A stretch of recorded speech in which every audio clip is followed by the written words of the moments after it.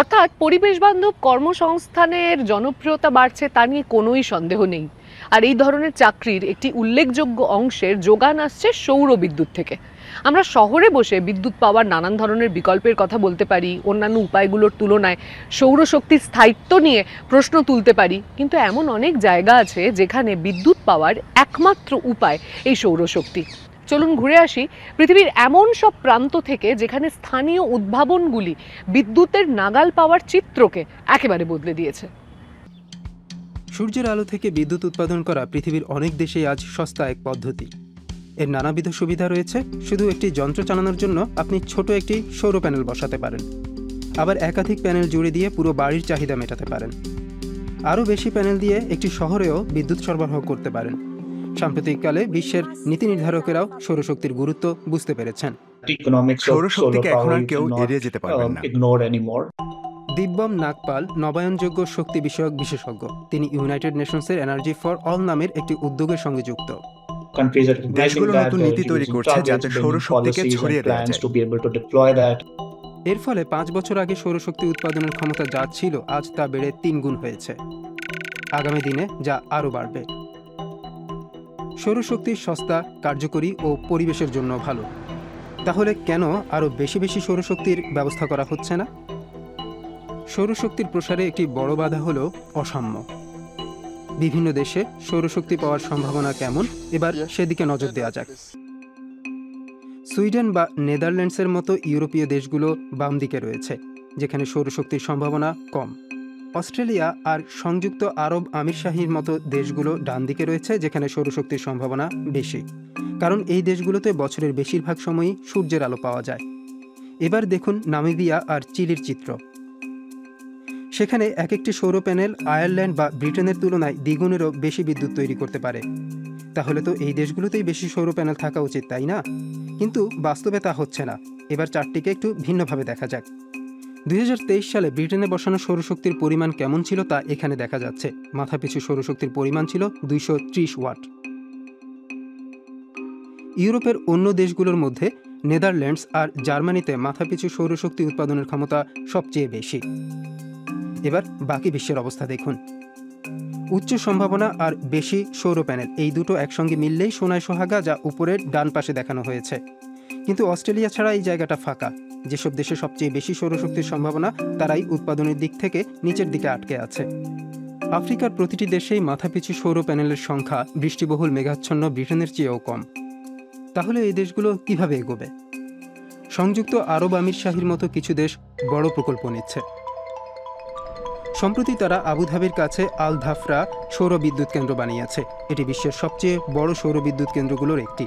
এখানে 40 লাখ সৌর প্যানেল দিয়ে প্রায় 2 গিগাওয়াট বিদ্যুৎ উৎপাদন করা হয়, যা প্রায় 2 লক্ষ মানুষের চাহিদা মেটাতে পারে। এমন বড় আকারের সৌর বিদ্যুৎ কেন্দ্র তৈরি ও চালানো তুলনামূলক সাশ্রয়ী, তাই এগুলোর সংখ্যা বাড়ছে। তবে এজন্য প্রয়োজন বড় আকারের বিনিয়োগ, জায়গা আর স্থিতিশীল বিদ্যুৎ গ্রিড। একই সঙ্গে এই তিনটি জিনিস একসঙ্গে পাওয়া সম্ভব না। আপনার জায়গা আর টাকা থাকতে পারে, কিন্তু বিদ্যুৎ ব্যবস্থা কি এত পরিমাণ শক্তি নিতে পারবে? বিদ্যুৎ সরবরাহ লাইন কি চাপ নিতে পারবে? আশিস খান্না ইন্টারন্যাশনাল সোলার অ্যালায়েন্সের ডিরেক্টর জেনারেল। 20 বছরেরও বেশি সময় ধরে তিনি সৌরশক্তি নিয়ে কাজ করছেন। আমাদের বিদ্যমান গ্রিডগুলো সৌরশক্তির কথা মাথায় রেখে তৈরি হয়নি। সেটি কিভাবে বদলাতে হবে, অনেক দেশই তা ভাবছে।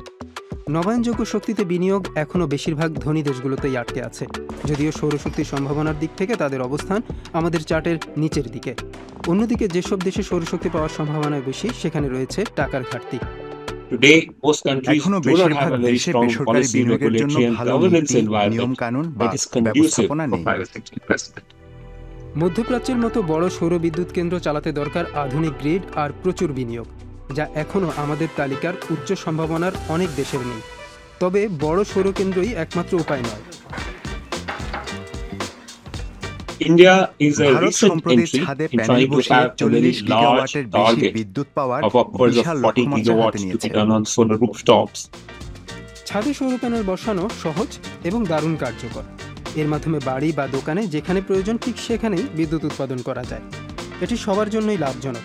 এতে ক্রেতাদের বিদ্যুতের বিল কমে, গ্রিডের উপর চাপ কমে, অন্যদিকে বিশ্বে পরিবেশ বান্ধব শক্তির পরিমাণ বাড়ে। যে কারণে এটি সবার কাছে জনপ্রিয়। সৌর বিদ্যুৎ কেন্দ্র বসানোর তুলনায় খরচ কম হলেও অনেক মানুষের কাছে এর ব্যয়ও বহন করা কঠিন।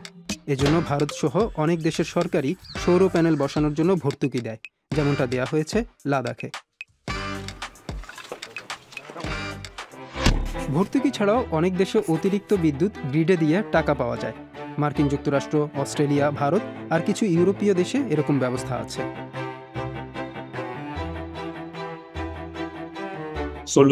ছাদে সৌর বিদ্যুতের সবচেয়ে বড় সুবিধা হলো এর মাধ্যমে মানুষ বাড়তি আয় করতে পারে, সেটা বাড়িতে বসে সম্ভব।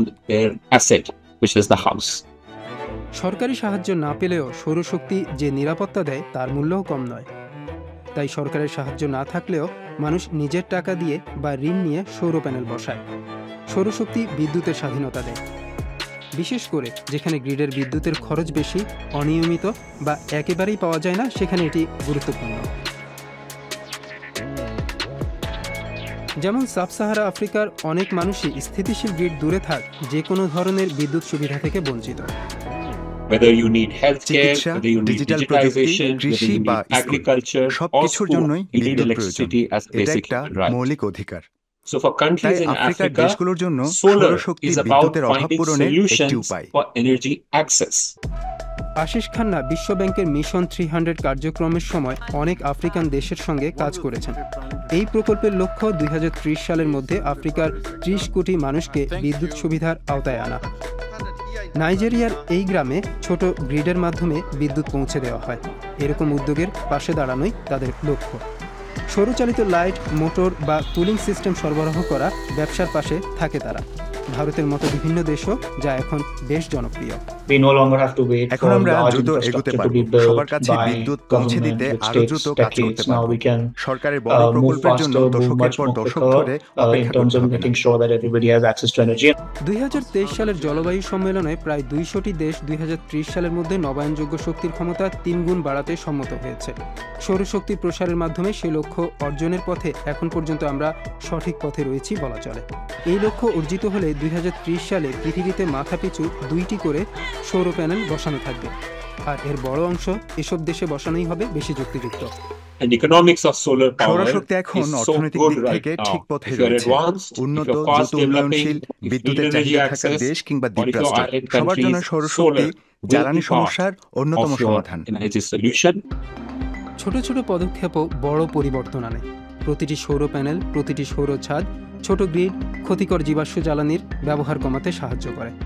নির্ভরযোগ্য, স্বনির্ভর বিদ্যুৎ মানুষের দৈনন্দিন জীবনেও বড় রকমের পরিবর্তন আনে।